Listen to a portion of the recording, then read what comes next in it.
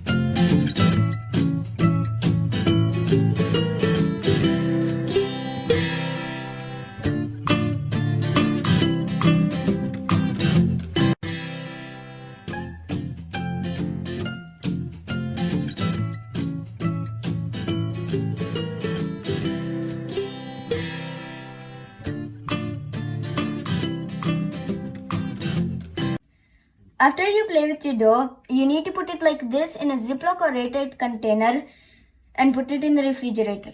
If you do it like this, your dough will at least stay for a week to 10 days. We added salt in this dough, and salt acts like a preservative, so it will stay for a week to 10 days. That's it for today's video. If you liked this video, make sure to like, share, and subscribe my channel. Thanks for watching. I'll see you in the next video. Bye!